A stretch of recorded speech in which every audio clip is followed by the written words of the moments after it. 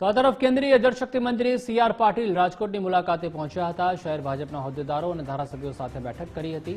Circuit house ખાતે Gir Ganga trust સાથે બેઠકનું આયોજન કરવામાં આવ્યું. ધારાસભ્યો અને હોદ્દેદારોએ સર્કિટ હાઉસ ખાતે સ્વાગત કર્યું હતું. બેઠક બાદ રેસકોર્સ મેદાનમાં નમોત્સવમાં હાજરી આપી હતી. પીએમ મોદીએ સેવાકીય પ્રવૃત્તિઓ માટે જીવન અર્પણ કર્યું તેમ સી.આર. પાટીલે જણાવ્યું. પીએમના જન્મદિવસથી દિવાળી સુધી સેવાકીય પ્રવૃત્તિ કરીશું. રક્તદાન સહિતના વિવિધ કાર્યક્રમો પાર્ટી દ્વારા કરવામાં આવશે.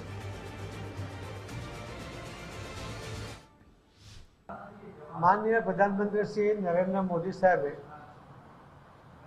ગુજરાતમાં મુખ્યમંત્રી તરીકે, દેશના પ્રધાનમંત્રી તરીકે અને એના પહેલાં પણ સંઘમાં એમની જે જવાબદારી હતી સ્વયંસેવક તરીકેની, પ્રચારક તરીકેની, ત્યારે પણ એમણે પોતાનું જીવન એ સેવાકીય પ્રવૃત્તિ માટે સમર્પિત કરેલું છે.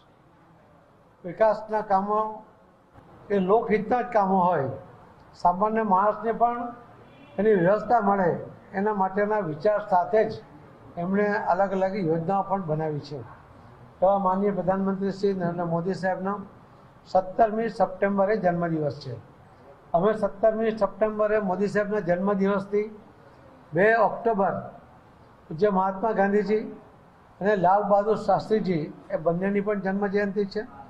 અને 25મી સપ્ટેમ્બરે સ્વર્ગસ્થ પંડિત દીનદયાળજી એમને પણ જન્મજયંતિ છે.